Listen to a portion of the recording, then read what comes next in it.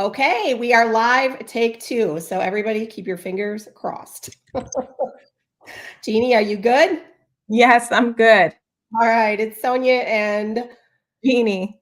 Jeannie, and we are back with Winning Wednesday. And we are super pumped to be talking about inflammation again. It looks like I lost connection on LinkedIn, but that's okay. We're just going to roll with the punches.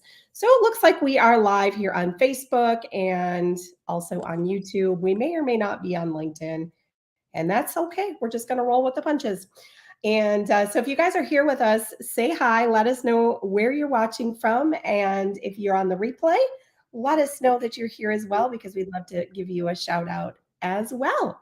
So, we're going to be talking about sort of part two of something we started last week that is a really big, awesome conversation. And truth be told, I believe at the root of every chronic disease. I mean, that's a pretty far reaching statement, and that is this whole topic of inflammation. So last week we talked about what is inflammation, where does it come from. So if you guys missed part one, go back and watch it.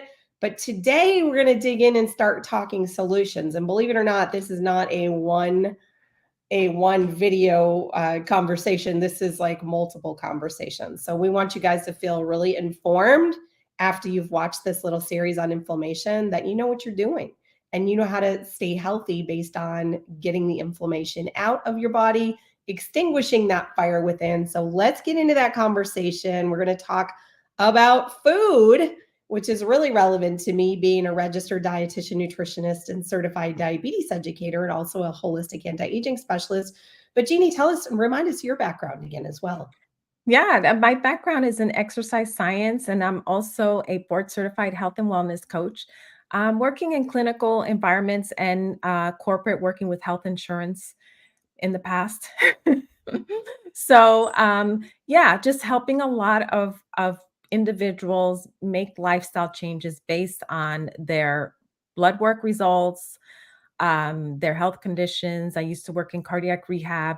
So yeah, nutrition does play a big role. So you've seen your fair share of inflammation, in other Oh, words. absolutely. Yeah. Yeah. All right, so let's dive in and let's talk about it. So, just as kind of a recap, inflammation, we're not talking about I cut my finger, I have, I'm bleeding, my finger's swollen. Yes, that is inflammation. That is acute inflammation. We're talking about chronic inflammation that you probably aren't seeing. You may be feeling if you have it in your joints, or, you feel inflamed in, your gut, or I mean, it can affect any part of your body. And so, again, we're not going to go into all the details of that today, but what we're going to talk about is my favorite topic, food, and what you can do with food to actually bring that fire down to a more manageable level, because inflammation is not a bad thing, but it's a bad thing when that fire is never extinguished and it's always burning. So, Jeannie, talk to me a little bit about your thoughts as it relates to food and how that triggers inflammation. Triggers, I could go on and on for days. But, it's what I've been thinking for years that now is it being actually talked about. And that's, I've always felt like processed foods played a bigger role. And I'm talking about over processed foods, right? Plays a bigger role in inflammation than eating butter, like we were talking about earlier.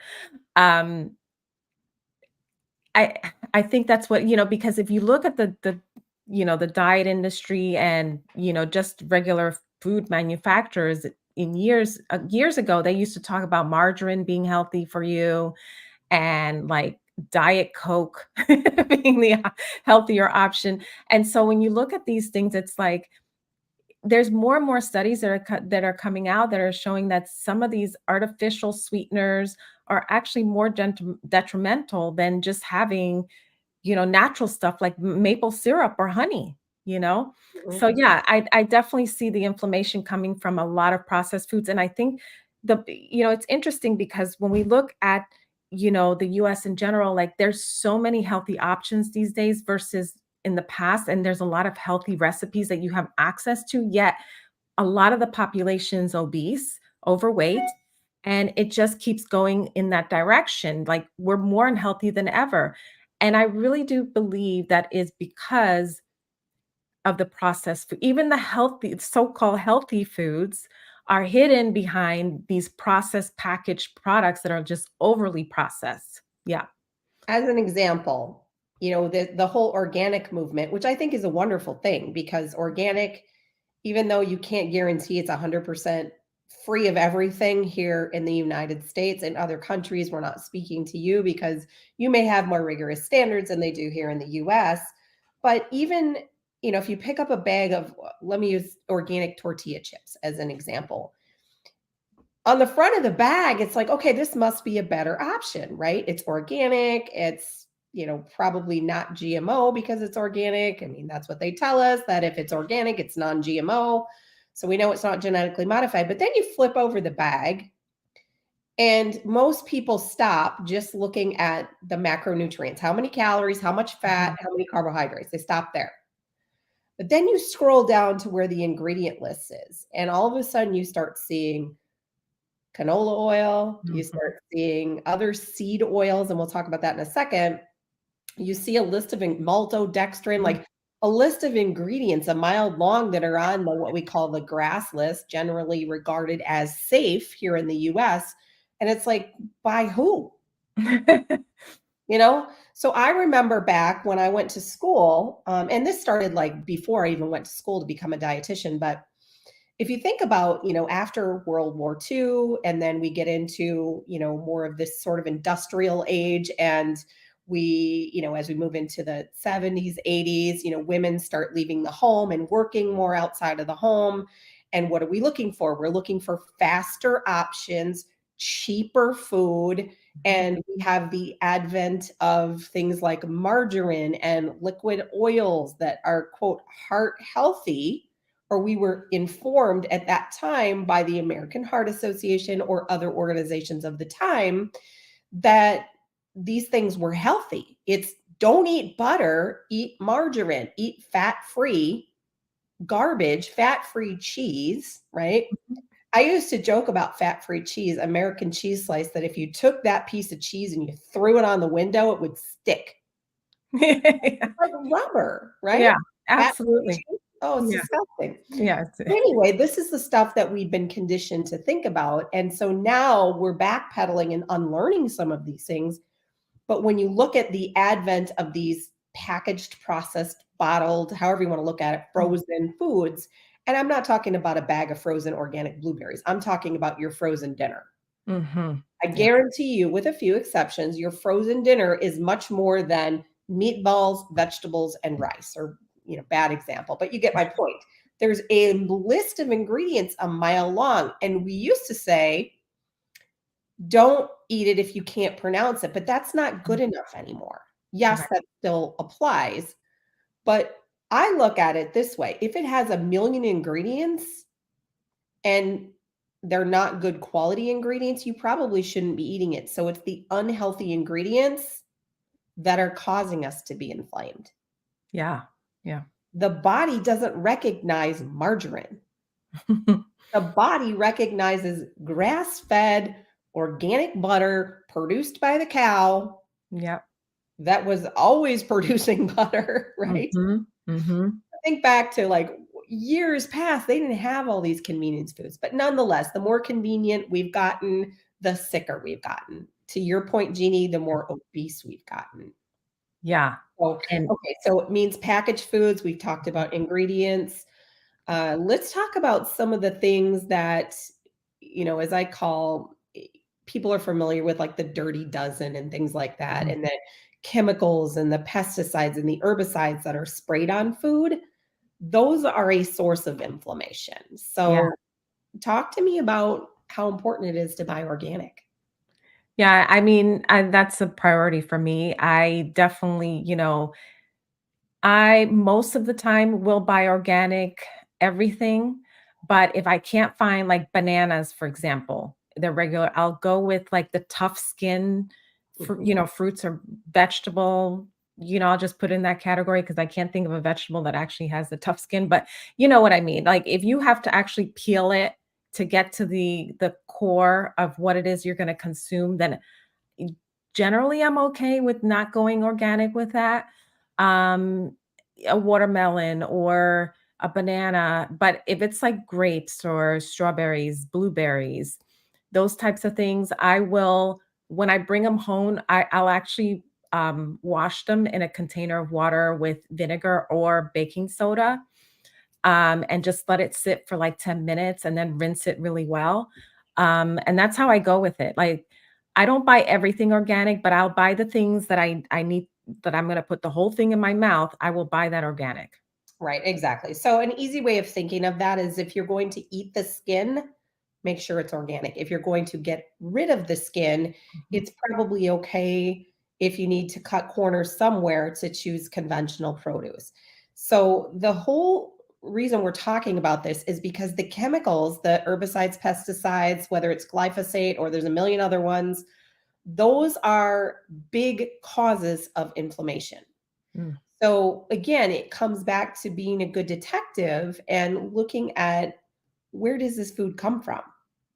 right. And is this something that potentially could inflame my body? That is a whole lot more important than getting rid of certain food groups because I only eat carbs or I only eat protein. Like there's so many like camps of diets, and I don't subscribe to any of them. Right. And I do believe that there is a purpose for all of them, depending on what works for you and your body chemistry. But the one thing Mhm. I will always tell people is know what is in that food. I don't care if it's a keto food, a paleo food, a Mediterranean diet food, insert whatever. Mhm. You need to be aware of what's in it. So read the label. Perfect example. Let me rabbit trail on seed oils for a second here. And there's depending on who you look at, who you talk to, there's a slightly different definition of what qualifies as seed oil. So I'm not going to go into every specific one, but things like canola oil, grapeseed oil, what's the other one I'm thinking of? Vegetable oil. Soybean oil, vegetable oil, Mhm. corn oil, peanut oil, kind of on the fence. Mhm. Uh, could be safflower oil. Like, think about it. All the things that were put into the margarine that Mhm. were developed in the 80s, 90s, whenever that time frame was, that have led to being foods being more shelf stable. Okay. You're like, okay, well, what does that leave, right? So Yeah. I have to avoid anything that is associated with a seed oil. And really the thing with the seed oils is Mhm. that they are so for simple lack of too much information here, they're so manufactured. I live in rural America, and there are a lot of soybean fields around here.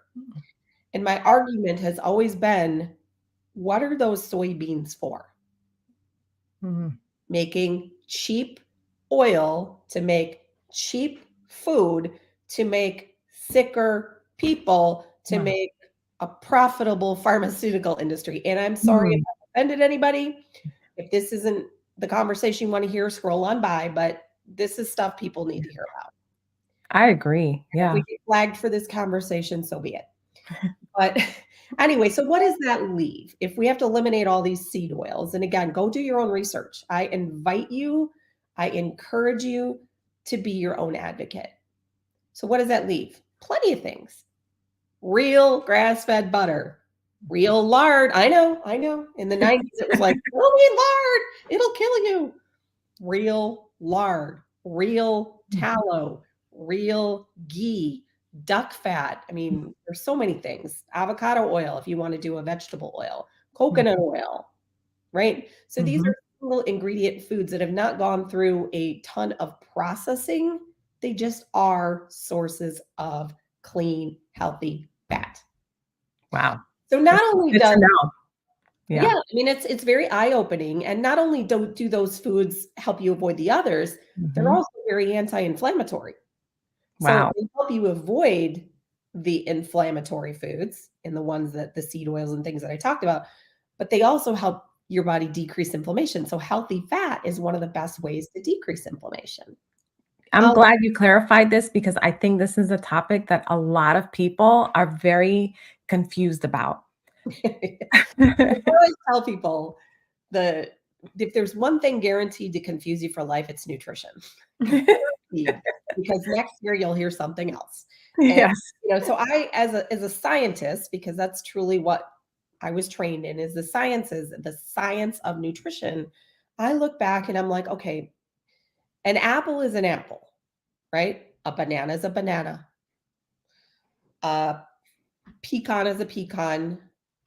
A frozen meal is not one thing. It's a whole bunch of things, right? So that's another tip, is staying away from foods that have a laundry list of ingredients. Even if Love it's it. organic, Yes. please read the ingredients. So I will get off my high horse about this now, but that's very important to remember. So organic, looking at the ingredients, staying Mhm. away from things like seed oils that are very inflammatory. But on the flip side, introducing those anti inflammatory fats. Fat is not your enemy, it does not Mhm. raise your cholesterol. Please ignore anyone that tells you that. That's good to know. Cholesterol Yeah. in food and cholesterol in the body do not, it's not the same They thing. don't match. Get rid of that old 1990s information. Okay? Yes. All right, Good next. to Moving know. on. Now, I know people are gonna ask, about saturated fats because that's Mhm. been, like, the Oh, big that's thing. I know terrible. when I used to teach, clients about their eating, we used to have to teach them about watching their saturated fats, the HDL levels, Mhm. their LDL, all the things that have to do with cholesterol and fat. So please clarify. All the things taught by the American Heart Association. And I'll be very uh, mellow in this discussion. Saturated fat can come from a lot of things. Trans fats are manufactured saturated fats. Okay. Mhm, So going back to, I'm trying to think of, they're eliminated. Believe it or not, the FDA is really banned down on trans fats, mhm. but the hydrogenated, Ooh, the that's word hydrogenated is really what you want to stay away from. yeah, But coconut oil, for example, is naturally high in saturated fat. Does that mean that's bad? No, because yeah. it is not manufactured hydrogenated garbage. Because in the world of the 1990s American Heart Association, they would say coconut oil will kill you, but margarine is good for you. Right, yeah. Like, so not all saturated fat is created equal. Okay. As I look at all these things, it's processed carbohydrates, sprayed foods with any type of chemical, seed oils, Mhm. highly processed packaged foods. Those are the things that are killing people. Yeah, Even if it's and organic, even if it says non-GMO, right. right? A seed Yes. oil is a seed Yeah. oil. Is it better to have organic canola oil than GMO canola oil? Probably a little bit, but like if we're gonna buy tortilla chips, go grab a bag of Siete chips. They're free of all Mhm. that garbage. Like, I Good just to gave you know. a tidbit for Yeah. your shopping. So don't be fooled by just the word organic. Look deeper into the labeling because it's Mhm. really important stuff. So if I had to summarize that, I would say if you Mhm. were looking to follow, people ask me all the time, what's the best diet? Well, Mhm. as I've said, I don't subscribe to any one size fits all, but and I like things about each of them. There is a time and a place to produce ketones in the body. We'll talk about that in a moment. There is a time to put your body into ketosis. Is that good all the time on an ongoing basis? No. Because when you start getting strict any of these types of diets, you start eliminating food groups. When you eliminate food groups, you become malnourished. Okay. Right. Okay. So I would say if there is one that is closest to being a one size fits all, in my opinion, it's a Mediterranean style diet. Mhm. High in good, healthy fats, not a lot of processed carbohydrates, homemade food, Mhm. highly focused on vegetables, a little bit of, good fruit like berries, things like that, nuts and seeds and healthy fats. They don't use canola oil and all this other garbage, right? fish, good quality fish. Now you got to be careful with fish too, because fish, Mhm. if it's from polluted oceans or if it's not wild caught, that can be a source of inflammation. Right. You see, guys, it's very hard to be a consumer in today, It today's really is. Yeah. world, which is why we're wanting to bring this information to you. Yeah. So, Yeah. But that's any good to other know. So change in your diet by making good choices like whole foods, organic, staying away from processed foods can decrease the inflammation in your body. That's you're good to know. exactly And right. start slowly. And something simple, you would not think about this as much, but when people talk about illness often is reflected in the fact that you have a compromised immune system from something, right? And that we're going to talk about in another episode of Winning Wednesday, but a lot of it comes from the things that we are being exposed to. And if we're constantly inflaming our gut with these foods, again, that's inflammation that you don't see, but what does it present itself in? Oh, you now have IBS. Right. Another one of those sort of blanket diagnoses for we don't really know why your gut is inflamed. Well, it's inflamed because you're putting garbage in it and you're being exposed to toxic things that you should not be breathing, sleeping, smelling, eating, drinking, all of the above, right? Right. Food dyes. I mean, there are so many things, but really, guys, if you keep it simple, I don't want to get too far in the weeds with this. Mhm. If you keep it simple and you do a few things like read the labels, avoid things that are sprayed or GMO or Mhm. are on the dirty dozen list, those are the things that you want to buy organic. So there's a dirty dozen in the clean 15. Clean 15 simply means you can eat these conventional foods without worrying about a high level of pesticides. They're still there, Mhm. but it's like the banana example. If you don't buy organic bananas, probably not a big deal. Now, when they start genetically modifying bananas, yeah, okay, we'll have a different conversation because that's the other thing that really inflames people. And if you're Mhm. buying organic, you should be avoiding GMOs, should be. I don't know that there's been a hard fact that says, there's 100% certainty, but this is what we're being led to believe that if you're eating organic, you should be avoiding GMOs, but genetically modified food they're creating genetically modified apples. Like, why That's can't we wild. just have an apple? Yeah, I agree. You know Yeah. what I mean? So you Mhm. gotta start looking. You can even look at the little labels that they put on the apples, and you'll have to go and Google search. There's codes that they put on them on a sticker. You have to Google search. I don't remember off the top of my head because I always buy organic apples, but there will be a code that basically will tell you if it's a GMO apple or an actual apple Right. from real apple seeds, like as nature intended it to be. So, you guys, this is really a deep conversation, but there are a couple of other things that we wanted to talk about. Now that we've sort of set the table for food and the things to avoid, there are a couple things that you can do to go above and beyond just your diet with food to help further decrease inflammation. And one of them is doing like a metabolic reset. Tell me about the metabolic reset that you work with and how that helps with decreasing inflammation. So it's 5 days and it helps to decrease inflammation, digestive bulk, bloating, and body fat. And what Mm, I love about it is that it's really simple because you're using specific supplements. There's 4, maybe a 5th if that's optional. It's a collagen. Uh, never optional with I know, college. right? I love it. Yeah, I feel like it's not. But it's simple. Probiotic, this revitalize that has shilajit. I said it right. And it has trace minerals. And that really helps with nutrient absorption. And then you have digestive enzymes, and then your phytos. Your phytos, well, you're going to get the phyto greens. All of this helps with what we talked about a second ago was inflammation in the body. And you start out with day one, you're fasting for most of the day. And then in the evening, you're getting a really good, nutritious meal. And by the time you're done, you have more energy, you're sleeping better, you've lost a few pounds, and you just feel lighter overall.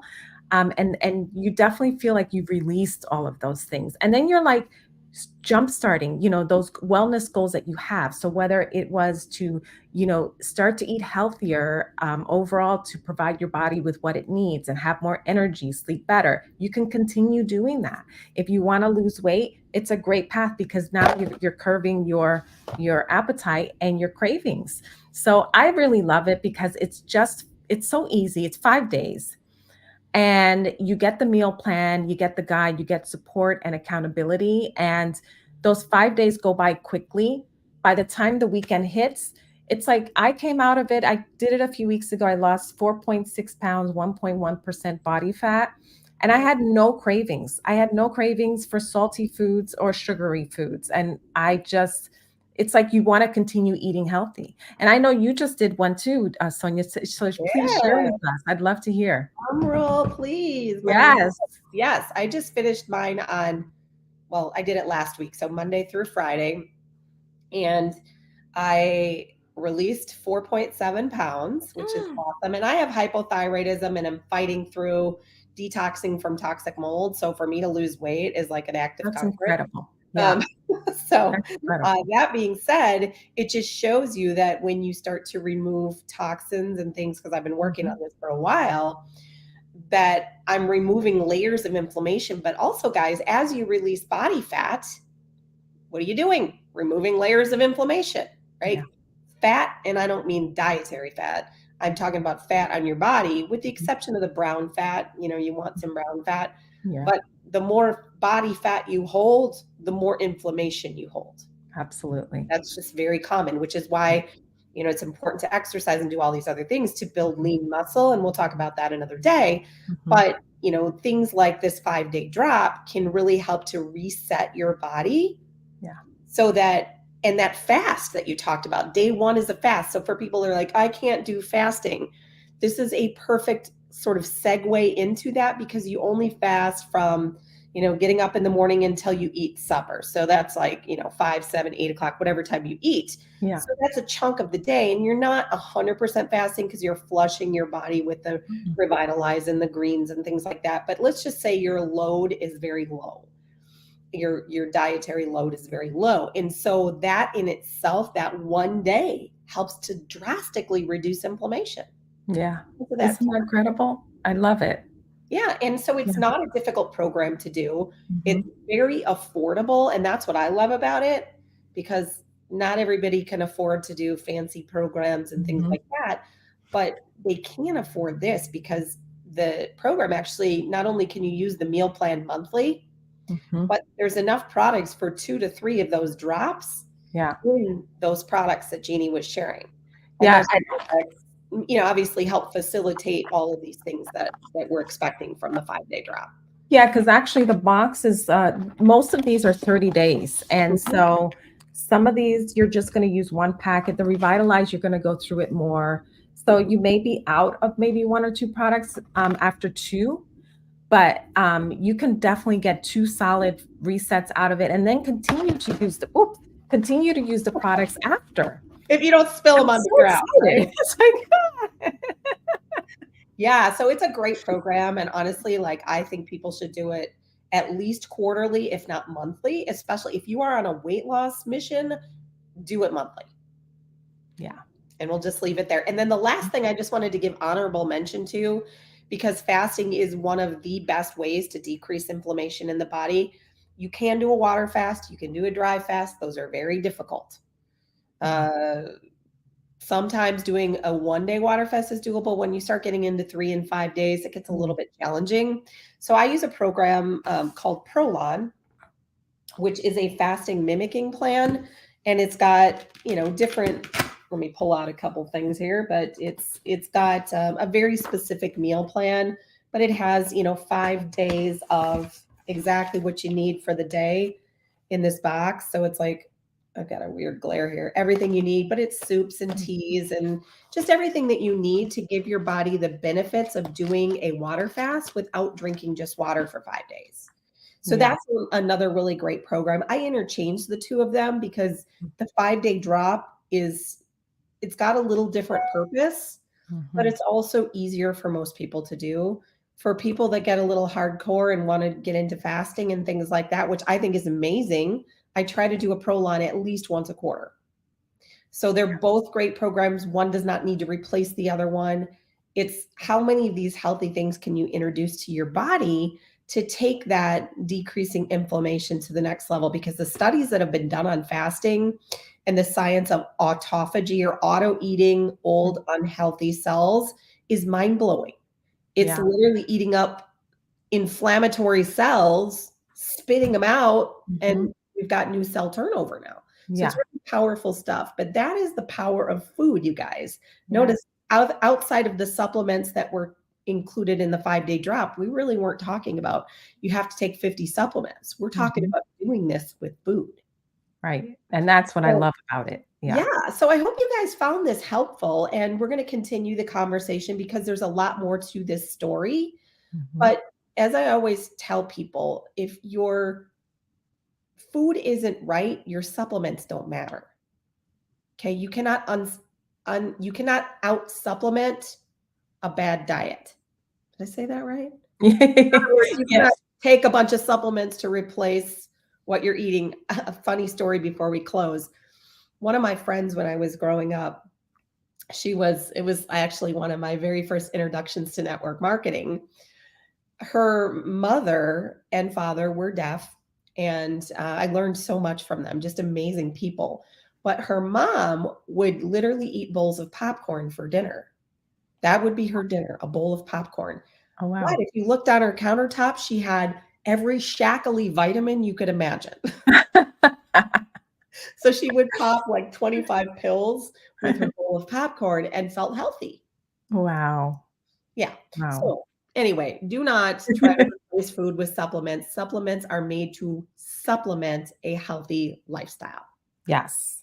So Food first, supplement last or second. yes, very important. And supplements are key. And as we get into that conversation, you'll understand why they're key. But I would never recommend any supplement to you before you change your diet. Love it. I think Yes. that's a good place to land the plane. Anything else that we forgot, Jeannie, that you want to talk about?